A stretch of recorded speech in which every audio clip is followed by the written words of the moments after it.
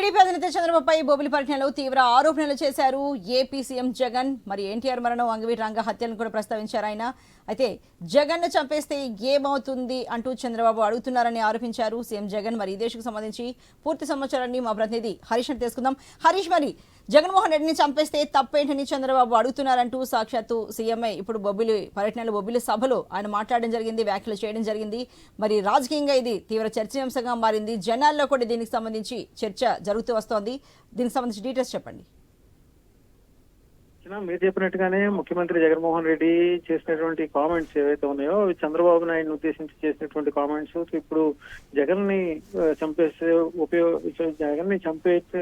చంపేస్తే ఏంటి పరిస్థితి అన్నట్టుగా చంద్రబాబు చేసినట్టుగా కామెంట్స్ చేశారని చెప్పి ప్రచారం జరుగుతున్నటువంటి సిచ్యువేషన్ కనిపిస్తుంది. అయితే ఈ అంశానికి సంబంధించి స్వయంగా జగన్ స్పందించడం, ఆయన కౌంటర్ ఇచ్చేటువంటి క్రమంలో భాగంగానే వంగవీటి మోహన్ రంగాతో పాటు మాజీ ఐఏఎస్ అధికారికి సంబంధించినటువంటి హత్యకు సంబంధించినటువంటి అంశాలు వీటన్నిటిని కూడా మళ్ళీ తెర మీదకు తీసుకొచ్చినటువంటి సిచ్యువేషన్ కనిపిస్తుంది. ఎందుకంటే మరో 11 రోజుల్లో ఎన్నికలకు సంబంధించి 12 రోజుల్లో ఎన్నికలకు సంబంధించినటువంటి వాతావరణం హీటెక్కుతున్నటువంటి నేపథ్యంలో రాజకీయంగా కామెంట్స్ కూడా చాలా వాదోపాదాలు, విమర్శలు, ఆరోపణలకి తావిస్తున్నటువంటి సిచ్యువేషన్ కనిపిస్తుంది. ఇప్పుడు అందులో భాగంగానే ఈ గతంలో జరిగినటువంటి కామెంట్స్ తో పాటు ఇప్పుడు ప్రతిపక్ష నేతగా ఉన్నటువంటి చంద్రబాబు నాయుడు జగన్ ఉద్దేశించి చేస్తున్నటువంటి కామెంట్స్, ఆయన ఉద్దేశించి చేస్తున్నటువంటి విమర్శలకు సంబంధించినటువంటి అంశాల్లో గతంలో కూడా అసెంబ్లీ సాక్షిగా దివంగత నేత రాజశేఖర రెడ్డిని ఉద్దేశించి ఏడుకొండలు వాడి జోలికి వస్తే కనుక గాల్లోనే కలిసిపోతారంటూ అసెంబ్లీ వేదికగా యాదృచ్ఛికంగా చంద్రబాబు చేసినటువంటి కామెంట్స్, ఆ తర్వాత జరిగినటువంటి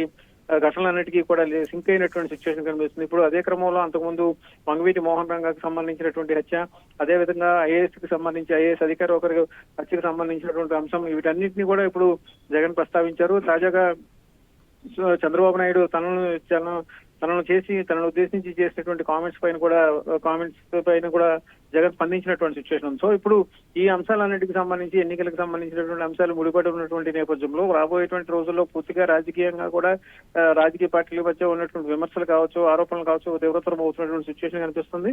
అందులో భాగంగానే ఇప్పుడు జరుగుతున్నటువంటి కామెంట్స్ ఏవైతే ఉన్నాయో అవన్నీ కూడా